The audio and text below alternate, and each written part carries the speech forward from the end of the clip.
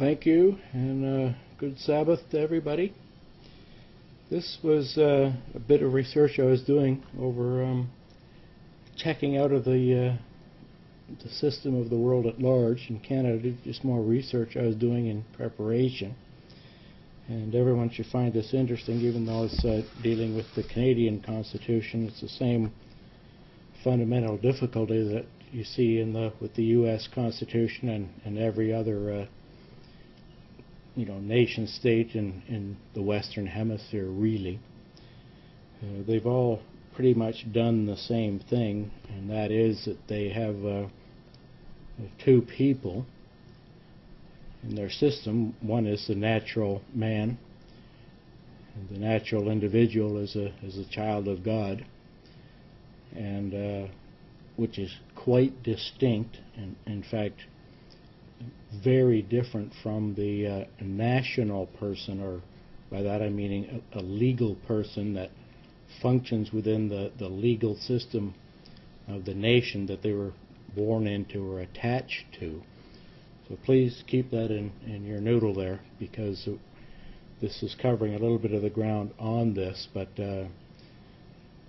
this is a very good document. It's from a forum called the Coming of Age of the Charter, the Canadian Charter, the Supremacy of God, Human Dignity, and the Charter of Rights and Freedoms that was developed in Canada. So written by a fellow called Lawrence Sawson, Associate Professor, Faculty of Law at the University of Toronto, and this draft is from February 2nd, 2003. So, whereas Canada is founded upon the principles that recognize the supremacy of God and the rule of law.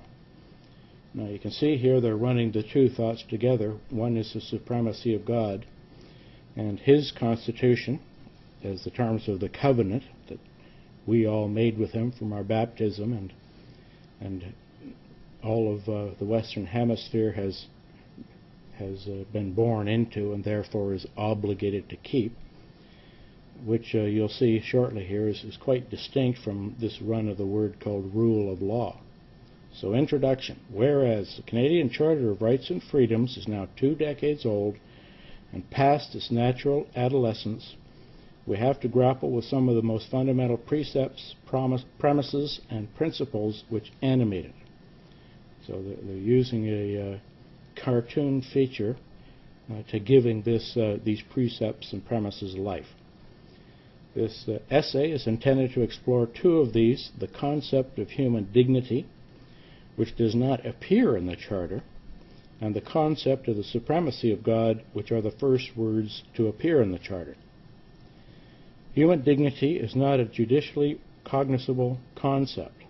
No evidence can prove or disprove its existence, and no doctrinal test can precisely define its boundaries.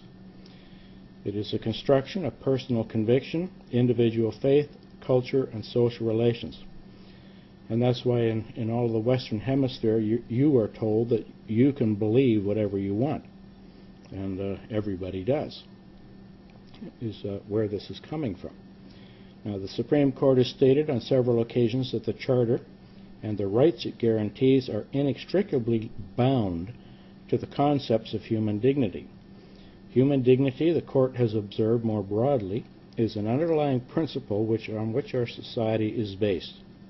So this is a human society, and the laws and legislation it enacts are from the will of the people. And this will of the people makes them Elohim, or makes them gods in their own right, and they elect or appoint other gods to fulfill their will. So just so you're understanding where this stuff is coming from. Okay, it is, however, nowhere to be found in the Charter, that is, this aspect of human dignity. It is a judicial contrivance, albeit a welcome one. It is welcome because it hints at a moral infrastructure to the Charter, supporting and welding together the various freedoms, rights, obligations outlined in the Charter.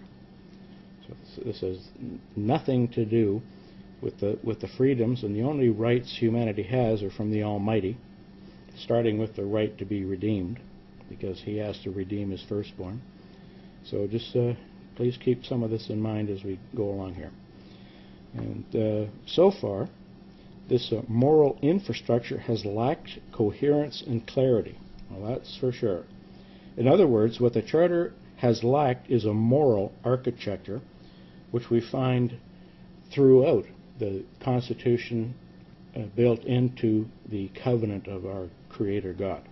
If human dignity represents the concepts outside the actual terms of the Charter, about which the court has said the most, is the Canadian Supreme Court, the reference in the preamble to the Charter to the supremacy of God represents the actual term in the Charter about which the court has said the least. In fact, almost nothing. The supremacy of God, like human dignity, is not a justicable concept. Well, actually, it is, because God declared it to be so, and you are not to put other gods before him or in his face. So it most certainly is a judicial concept. It cannot be substantiated, nor can be disproven. Unlike human dignity, however, the supremacy of God has not been the subject of a creative judicial elaboration. Not even the most basic questions about its place and purpose in the Charter have been addressed. Whose God is supreme, and is he supreme in what way? Are the supremacy of God and rule of law intended to be complementary constitutional principles or distinct? How can one and should the supremacy of God be reconciled with the freedom of conscience and religion provisions under subsection 2 of the Charter? The argument I advance in this essay is as follows. The reference to the supremacy of God in the Charter's preamble should be given the meaning as an animating principle of constitutional interpretation on par with the rule of law with which it is paired. To embrace the rule of law while abandoning the supremacy of God is to neglect the governing premise of the Charter. The supremacy of God, in turn, can only play a meaningful role in the constitutional interpretation if it is taken as a general statement regarding the universal normative aspirations of the Charter, rather than as a direction to privilege in any one particular religious or spiritual perspective over one another, and over those perspectives which deny the existence of God per se. The concept of human dignity represents the key normative aspiration of Charter jurisprudence, even though it's not mentioned in it. It has rarely been justified or elaborated, however, on normative terms. Rather, the Supreme Court has tended to treat its articulation of the scope and content of human dignity as an article of faith, simply to be invoked along the way to what the court has deemed means to think or to have thought to be a just outcome of a Charter challenge. I argue that the concept of human dignity was linked to the supremacy of God in the Charter's preamble. It would be incumbent upon courts to justify their claims regarding human dignity as a leap of faith, and a more coherent and robust elaboration of the Charter's moral architecture would result. Part 2. Human dignity as a unity of faith and reason.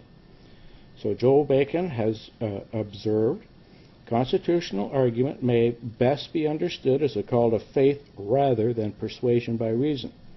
The preamble to the Charter proposes that Canada was founded upon principles that recognize the supremacy of God and the rule of law. It contains, as Rod MacDonald noted, an explicit paradox by which our Constitution recognizes both the sovereignty of God and of law. I suggest that the preamble contains not so much a paradox as a call to faith regarding the nature of the Charter.